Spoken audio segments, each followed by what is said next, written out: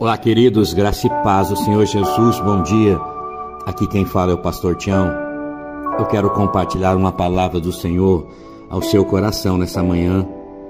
Há um texto da palavra do Senhor que está lá no livro de Neemias, no capítulo 13, no versículo 23 e 24, que diz assim: além disso, naqueles dias, eu vi alguns judeus que se haviam casado com mulheres de Asdod, de Amon e de Moabe. A metade dos seus filhos falavam a língua de Asdod ou a língua de um dos outros povos e não sabiam falar a língua de Judá. Nesta manhã eu quero falar sobre restauração. A importância de vivermos a restauração em Deus de todas as coisas. O povo de Deus, o povo de Israel, havia se perdido. Entrou dentro de Jerusalém um misticismo cultural, um marxismo diabólico. Entrou algumas coisas dentro da cultura judaica. Neemias está aqui observando que alguns filhos estavam falando uma outra língua, além da língua de Judá. Uma outra cultura estava sendo impregnada no meio deles. O ambiente que Israel estava vivendo, Jerusalém estava arrasada. Os muros caídos, as portas haviam sido queimadas, famílias estavam desprotegidas e vivendo num montão de entulhos. Jerusalém precisava de uma restauração. Sabe, queridos, e restauração é diferente de reformar. Quando Deus fala de restauração, Ele não está falando de uma reforma. Reformar é trazer coisas novas para aquilo que está velho. Restauração não. Restauração fala de trazer o original, as coisas original. Restauração fala de trazer as coisas originais sendo restauradas. Restauração, ela não nos leva para o ontem, mas para o princípio de todas as coisas. Então Deus está levando Neemias para liderar essa restauração do templo do Senhor. E o motivo aqui dos filhos serem influenciados por essa cultura diabólica, por essa língua, foi a aliança que eles estavam fazendo com mulheres estrangeiras.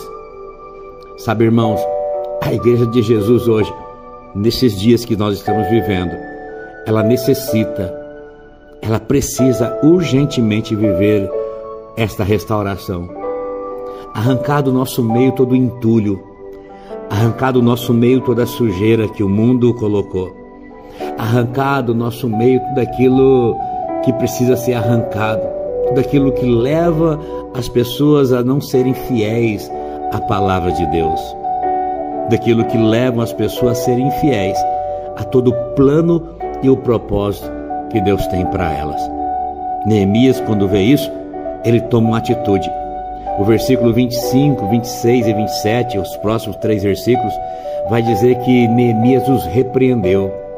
Ele invocou as maldições que estavam sobre eles. E Neemias diz que ele bateu em alguns deles e arrancou os seus cabelos. E ele diz: eu fiz com que jurassem no nome de Deus.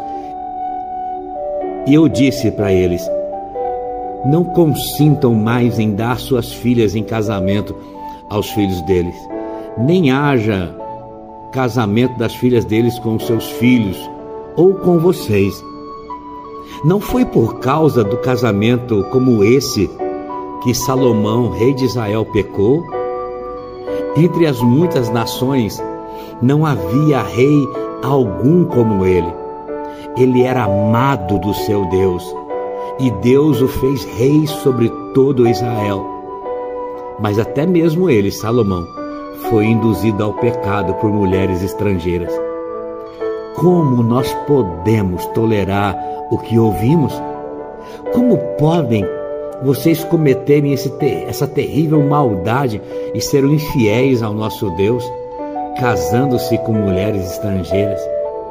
Meu Deus, Neemias está trazendo a consciência deles do erro, da gravidade. de permitir que o mundo os influencie com uma falsa cultura, com um falso ensino, com um evangelho superficial, com um evangelho de engano, entrasse no coração deles. Uma cultura se instalou e com isso fizeram com que eles se tornassem infiéis ao Senhor. Esse tempo é um tempo que Deus está nos chamando para a restauração, queridos. O próprio, lá em Atos dos Apóstolos, no capítulo 3, a palavra de Deus vai dizer que é necessário que Ele, Jesus, permaneça no céu até que chegue o tempo em que Deus restaurará todas as coisas, como falou há muito tempo por meio dos seus santos profetas. Chegou um tempo de restauração de todas as coisas. É tempo de nós abandonarmos aquilo que nos impede de avançar. É tempo de abandonarmos aquilo que nos prende ainda à natureza do mundo, às coisas do mundo, aquilo que nos influencia, o que nos afasta da presença de Deus. Sabe, irmãos, aquilo que você não honra e não respeita, você acaba perdendo.